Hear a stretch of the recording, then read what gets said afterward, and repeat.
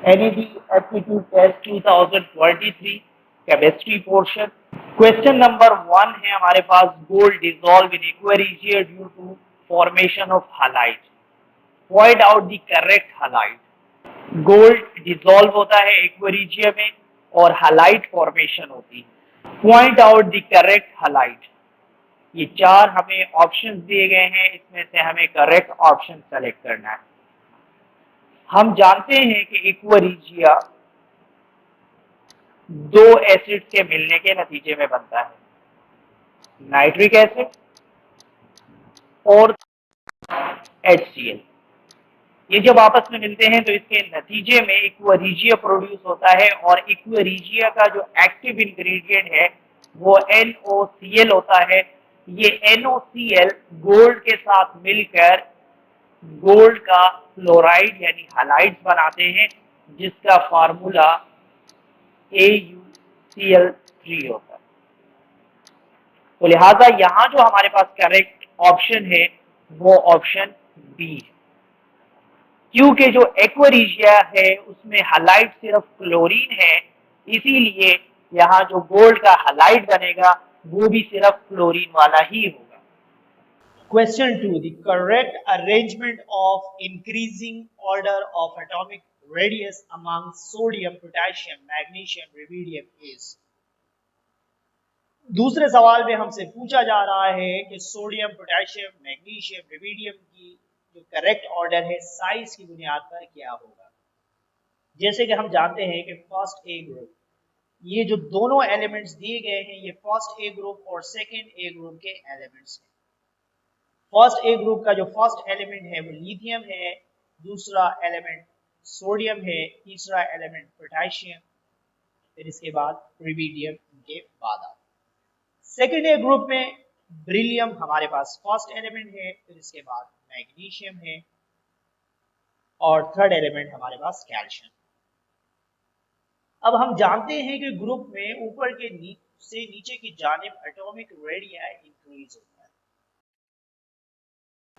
और जब हम एक ग्रुप से दूसरी ग्रुप की जानिब यानी फर्स्ट ए के मुकाबले में सेकेंड ए का एटॉमिक साइज कम है। इस क्वेश्चन में हमें magnesium, sodium, potassium and rubidium का साइज पूछा गया है। तो जैसे कि हमारे पास इंफॉर्मेशन है, इस इंफॉर्मेशन के मुताबिक मैग्नीशियम का साइज कम होगा क्योंकि ये सेकेंड ए ग्रुप से ताल्लुक रखता है। इससे ज्यादा साइज सोडियम का होगा और फिर सोडियम के डाउन अगर हम देखें तो पोटेशियम मौजूद है, इसका साइज होगा और सबसे ज्यादा साइज इन गिवन एलिमेंट्स में रुबिडियम का होगा। यानी एटॉमिक साइज में जो ट्रेंड है वो मैग्नीशियम, उससे ज्यादा सोडियम, फिर पोटेशियम एंड देन रुबिडियम का होगा। इस तरह से हमारे पास ऑप्शन बी इस क्वेश्चन के लिए करेक्ट आंसर है। Question 3. The ratio of rate of diffusion of CO2 and a gaseous oxide is 1.2 and 1. Find the molecular weight of gaseous oxide. इस क्वेश्चन में हमें CO2 का रेट ऑफ डिफ्यूजन दूसरे gas के साथ दिया गया है और इसमें हमें फाइंड आउट करना है molecular mass of gaseous oxide का, यानी जो दूसरी गैस गिवन है, जो अननोन गैस है, उसका हमें मॉलिक्यूलर मास फाइंड आउट करना है। क्योंकि इस क्वेश्चन में रेट ऑफ डिफ्यूजन दिया गया है तो लिहाजा हम ग्राहम लॉ ऑफ डिफ्यूजन को यूज करेंगे। जैसे कि हम जानते हैं कि rate of diffusion of gas divided by rate of diffusion of another gas is equal to the under root molecular mass of gas 2 and molecular mass of gas 1. According to Graham, rate of diffusion is inversely proportional. तो लिहाजा आप यहाँ पर देखेंगे कि ये दोनों relation जो है एक दूसरे के क्रॉस में मौजूद है। आपने इस बात का ख्याल रखना है, यानी जिस गैस का रेट ऑफ डिफ्यूजन फ्रैक्शन में है उसका मॉलिक्यूलर मास जो है वो ऊपर होगा और जिसका रेट ऑफ डिफ्यूजन ऊपर है उसका मॉलिक्यूलर मास नीचे होगा। तो ये इस इक्वेशन की ट्रिक है। सो डियर स्टूडेंट्स, यहाँ पर हमें रेट ऑफ डिफ्यूजन CO2 का गिवन है जो कि 1.2 है और दूसरी गैस जो अननोन गैस है उसे हम x अज्यूम कर लेते हैं और उसका रेट ऑफ डिफ्यूजन 1 है। मॉलिक्यूलर मास CO2 गैस का हम फाइंड आउट कर सकते हैं by using formula. Carbon CO2 में 12 के बराबर है, ऑक्सीजन 16 के बराबर है, 2 ऑक्सीजन है, और इस तरह से हमारे पास जो फाइनल आंसर होगा वो 44 ग्राम पर मोल होगा। अब यहां हमें फाइंड आउट करना है molecular mass of the another gas यानी एक्स गैस। इस फॉर्मूले को हम चेंज कर लेते हैं। For example, rate of diffusion CO2 divided by rate of diffusion of unknown gas is equal to the molecular mass of unknown gas divided by molecular mass of CO2। इस equation में हम value put कर देते हैं, दोनों side square ले लेते हैं। 1.2 का स्क्वायर 1.44 आ जाएगा, और यहां स्क्वायर से रूट कैंसिल होगा, देयरफॉर mx डिवाइडेड बाय 44। अब ये 44 यहां डिवाइड हो रहा है, दूसरी साइड पर जाके मल्टीप्लाई होगा। 1.44 multiply with 44 is equal to mx। mx की वैल्यू हमारे पास 63.36 ग्राम पर मोल आ जाए। इस तरह से हमारे पास ऑप्शन ए करेक्ट ऑप्शन है इस क्वेश्चन के लिए। Question 4, nylon 6X is obtained by the reaction of hexaethylene diamine with adipic acid, option A, B acetic acid, option C vinyl ethoxide, and option D terephthalate acid। So dear students, nylon 6X एक polymer है और इसे हमने अब second year chemistry के industrial chemistry के chapter में study किया था। तो मैं उस रिएक्शन को लिख लेता हूं और फिर उसके बाद हम डिसाइड कर लेते हैं कि नाइलॉन किस तरह से बनता है। जैसे कि हमें यहाँ कहा गया है कि नाइलॉन 6X दो मोनोमर्स के मिलने से बन रहा है, जिसमें से एक मोनोमर्स यानी हेक्साइथिलीन डाइअमाइन हमें गिवन है। हेक्साइथिलीन यानी CH2 जिसकी तादाद 6 है, और डाइअमाइन है तो दो NH2 ग्रुप लगे होते हैं इस मॉलिक्यूल में, एक कॉर्नर पर और दूसरा दूसरे कॉर्नर पर। इसका रिएक्शन हम मॉलिक्यूल के साथ करते हैं जिसमें दो एसिडिक फंक्शनल ग्रुप मौजूद होते हैं, और इसमें CH2 की जो चेन है उसमें 4 कार्बन है। इस मॉलिक्यूल को हम एडिपिक एसिड कहते हैं, और पहला जो मॉलिक्यूल था वो इस क्वेश्चन में ही दिया गया था, हेक्सा इथिलीन डाइअमाइन। दोनों जानिब एसिडिक ग्रुप है, इसमें से OH, जबकि दूसरे मोनोमर के अमाइन ग्रुप में से हाइड्रोजन रिमूव होता है और मिलकर वाटर मॉलिक्यूल बनता है। अब एडिपिक एसिड के OH ग्रुप यहां से हम रिमूव करेंगे और इसके बगैर हम इस एसिड को बनाते हैं, और इसके साथ हेक्सा इथिलीन डाइअमाइन जुड़ता है bye releasing hydrogen atom. So hydrogen release होने से NH2 की जगह NH बन जाएगा, और दूसरे कॉर्नर पे मौजूद NH2 ग्रुप से भी एक हाइड्रोजन रिमूव होगा, और इस तरह से एक पॉलीमर फॉर्मेशन होगी। इस पॉलीमर को हम नाइलॉन कहते हैं। अब इस पॉलीमर में आप देख सकते हैं कि एक तो हमारे पास हेक्साइथिलीन डाइअमाइन है जो कि क्वेश्चन में गिवन है, दूसरा हमसे पूछा गया है, तो दूसरा मोनोमर जो यहाँ यूज हो रहा है उसका नाम है एडिपिक एसिड। तो इस MCQs का राइट आंसर ऑप्शन ए होगा।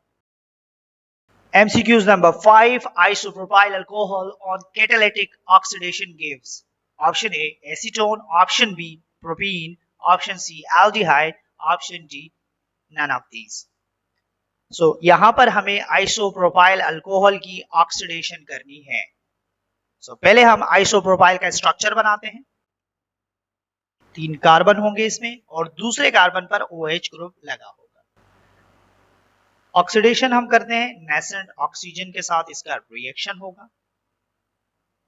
ये रिएक्शन कैटलिस्ट की मौजूदगी में होता है या ऑक्सीडाइजिंग एजेंट हम यूज करते हैं। नेसेंट ऑक्सीजन अल्कोहल के OH ग्रुप में से हाइड्रोजन को रिमूव करता है और इसी कार्बन के साथ लगे हुए दूसरे हाइड्रोजन को भी यहां से रिमूव कर लेता है। दो हाइड्रोजन के रिमूव होने की वजह से ऑक्सीजन इस कार्बन के साथ डबल बॉन्ड बना लेता है। और यहां से इसी अल्कोहल मॉलिक्यूल से, इस अल्कोहल मॉलिक्यूल से 2 हाइड्रोजन रिलीज हो जाते हैं जो कि ऑक्सीजन के साथ मिलकर वाटर मॉलिक्यूल बनते हैं। ये जो मॉलिक्यूल हमारे पास बना है, इस मॉलिक्यूल का नाम है एसीटोन और इसका आयोपिक नाम है प्रोपेनॉन। तो यहां आप देख सकते हैं कि ऑप्शन ए हमारे पास करेक्ट ऑप्शन है इस एमसीक्यूज का। MCQs number 6, water is disinfected by a substance to avoid detoxification. Option A KMnO4, option B Cl2, option C O3 and option D alum. So dear students, यहां पर आपसे इस सवाल में पूछा गया है कि वाटर इज डिसइंफेक्टेड, वाटर को डिसइंफेक्ट किया जाता है यानी किल द जर्म्स, वो प्रोसेस जिसमें हम जरासीम को मारें, ठीक है, इसको हम इन्फेक्शन कहते हैं या और इसमें हम कौन सा सब्सटेंस यूज करते हैं, तो इसमें हम क्लोरीन को इस्तेमाल करते हैं। क्लोरीन मॉलिक्यूल्स को हम यूज करते हैं वाटर को डिसइंफेक्ट करने के लिए यानी वाटर को प्यूरिफाई करने के लिए। Question 7. The strength of binding energy of transition element depend upon number of electron pair, option B number of unpaired electron, number of neutron, number of proton. So dear students, binding energy transition elements की depend करेगी number of unpaired electron पर और इसका relationship ये होगा कि binding energy directly proportional है unpaired electron के साथ, यानी इसका मतलब है कि अनपेयर्ड इलेक्ट्रॉन ज्यादा होंगे तो बाइंडिंग एनर्जी भी ज्यादा होगी। MCQs number 8, highest covalent characteristics is found in calcium fluoride, calcium chloride, calcium iodide and calcium bromide. इस एमसीक्यूज में आपसे हाईएस्ट कोवेलेंट कैरेक्टरिस्टिक्स के बारे में पूछा गया है। कैल्शियम के साथ हैलोजिन्स मौजूद हैं, जैसे कि हम जानते हैं कि हैलोजिन ग्रुप में सबसे ऊपर फ्लोरीन है, फिर उसके बाद क्लोरीन है, फिर उसके बाद ब्रोमीन है और लास्ट में आयोडीन है। ग्रुप में ऊपर से नीचे की जानिब एटॉमिक रेडियाई इंक्रीज होता है और इलेक्ट्रोनेगेटिविटी की अगर हम बात करें, इलेक्ट्रोनेगेटिविटी डिक्रीज होती है। एंड हम जानते हैं कि इलेक्ट्रोनेगेटिविटी का डिफरेंस यानी डिफरेंस इन इलेक्ट्रोनेगेटिविटी अगर कम होगी तो वहां कैरेक्टरिस्टिक्स यानी कोवेलेंट कैरेक्टरिस्टिक्स ज्यादा होगा। तो इस तरह से देखा जाए तो आयोडीन का एटॉमिक रेडियाई ज्यादा है, जिसकी वजह से इसकी इलेक्ट्रोनेगेटिविटी बहुत कम है, तो इसी वजह से कैल्शियम आयोडाइड का कोवेलेंट कैरेक्टर सबसे ज्यादा होगा। MCQs number 9, the chemical formula of gypsum is. इस एमसीक्यूज का ताल्लुक भी इंफॉर्मेशन से है, आपने इसको याद करना है। कैल्शियम सल्फेट डाइहाइड्रेट यानी CaSO4 2H2O, ये फार्मूला है जिप्सम का। MCQs number 10, which of the following is in amide. आपसे इस सवाल में पूछा गया है कि गिवन ऑप्शन में से अमाइड कौन सा मॉलिक्यूल है। अमाइड हम उस मॉलिक्यूल को कहते हैं जिसमें कार्बोनाइल ग्रुप मौजूद हो और साथ में जुड़ा हुआ हो, डायरेक्टली अटैच हो अमाइन के साथ। तो ऐसा मॉलिक्यूल जिसमें ये फंक्शनल ग्रुप होगा, उन तमाम ऑर्गेनिक मॉलिक्यूल्स को हम अमाइड कहते हैं। सो लिहाजा ऑप्शन ए अगर आप देखें, ये सिर्फ एक ऐसा मॉलिक्यूल है जिसमें कार्बोनाइल और अमाइन दोनों ही मौजूद है। So option A is the right option for this MCQs. MCQs number 11. The benzene molecule contain option A 3 double bond, 2 double bond, 1 double bond, and number D delocalized by electron. तो जैसे कि हम जानते हैं कि benzene molecule consists of 6 carbon atom. Each carbon is attached with the 1 hydrogen atom.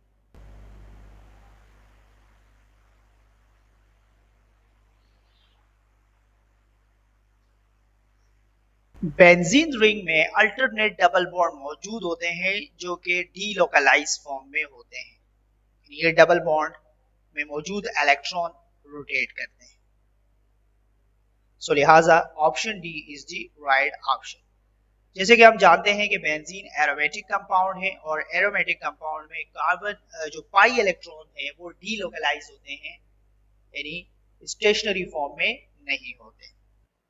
MCQs number 12. The reactivity order of alkyl halide, fluoride, iodide, chloride, bromide with particularly alkyl halide is.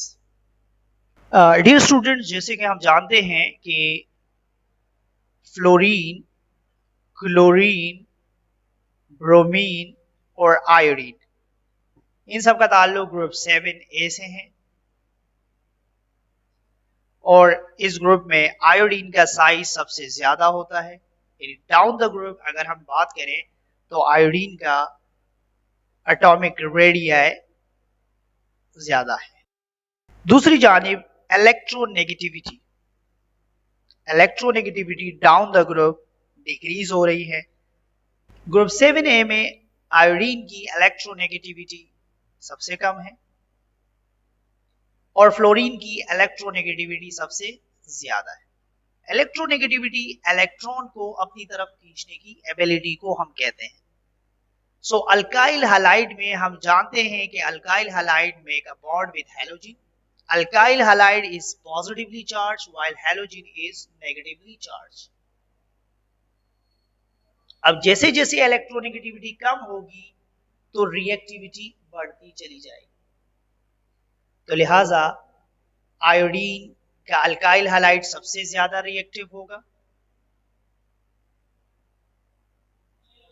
इससे कम reactive bromine वाला alkyl halide होगा, उससे कम reactive chlorine वाला और सबसे कम reactive fluorine वाला alkyl halide होगा। सो लिहाजा ऑप्शन सी हमारे पास राइट ऑप्शन है कि reactivity iodine to fluorine decrease होगी। MCQs number 13. Electronic configuration of 3A group. हम जानते हैं कि 3A ग्रुप के वैलेंस शेल में 3 इलेक्ट्रॉन होते हैं और यहाँ इन तमाम इलेक्ट्रॉनिक कॉन्फ़िगरेशन में अगर आप देखें, इस इलेक्ट्रॉनिक कॉन्फ़िगरेशन में आपको 3 इलेक्ट्रॉन मिलेंगे वैलेंस शेल में, इस इलेक्ट्रॉनिक कॉन्फ़िगरेशन में आपको 4 मिलेंगे, इस इलेक्ट्रॉनिक कॉन्फ़िगरेशन में 5 और इस इलेक्ट्रॉनिक कॉन्फ़िगरेशन में आपको 6 इलेक्ट्रॉन मिलेंगे। So therefore option A is the correct option for this MCQs. MCQs number 14. Which of the following is incomplete period? तो जैसे कि हम जानते हैं कि पीरियोडिक टेबल में 7 पीरियड है, टोटल 7 पीरियड है पीरियोडिक टेबल में, और जो लास्ट पीरियड है यानी period number 7 is in incomplete period. So the correct option for this MCQs is option D. MCQs number 15. The process in which fatty acid react with NaOH is. Fatty acid किसे कहते हैं, थोड़ा सा इस बारे में बात कर लेते हैं।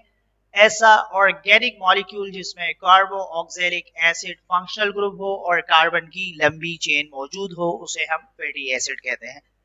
So fatty acid is a carboxylic acid molecule लेकिन जिसमें कार्बन की लंबी चेन हो। इसका रिएक्शन सोडियम हाइड्रोक्साइड से होगा। सोडियम हाइड्रोक्साइड का OH और कार्बोक्सिलिक एसिड का H मिलकर वाटर मॉलिक्यूल बनाएंगे और इसके साथ हमें सॉल्ट ऑफ फैटी एसिड हासिल होगा। सॉल्ट ऑफ फैटी एसिड को हम सोप कहते हैं क्योंकि ये क्लीनिंग एक्शन के लिए इस्तेमाल होता है और क्योंकि इस प्रोसेस में सोप की फॉर्मेशन हो रही है तो लिहाजा इस पूरे प्रोसेस को हम स्पॉनिफिकेशन कहते हैं। So option A is the correct answer for this MCQs. MCQs number 16. Acetone react with HCN hydrogen cyanide. The reaction is. तो हम इस रिएक्शन को देख लेते हैं। पहले हम एसीटोन का स्ट्रक्चर ड्रॉ करते हैं। 3 कार्बन के कीटोन को हम एसीटोन कहते हैं।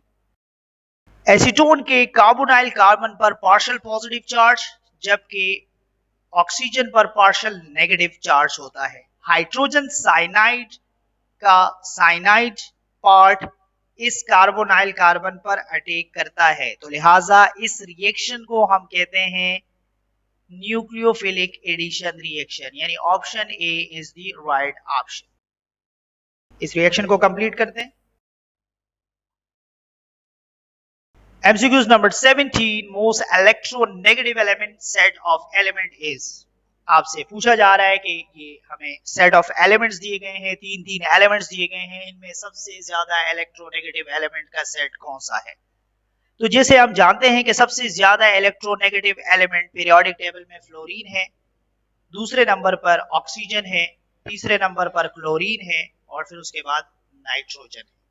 तो ये आप तीनों एलिमेंट्स यहां दे सकते हैं। ऑप्शन ए में तीनों एलिमेंट्स फ्लोरीन, ऑक्सीजन और नाइट्रोजन दिए गए हैं, जो कि सबसे ज्यादा इलेक्ट्रोनेगेटिव एलिमेंट का सेट है। इसके अलावा ये आपको ऑर्डर दिया गया है, सबसे ज्यादा इलेक्ट्रोनेगेटिव एटम फ्लोरीन है, दूसरे नंबर पर ऑक्सीजन है, तीसरे नंबर पर chlorine and then nitrogen is also is one of the most electronegative element. MCQs number 18, CO2H is the functional group of option A alka oxy, option B carbonyl, option C carboxyl, option D hydroxyl. So dear students, सबसे पहले हम इस functional group का structure देखते हैं।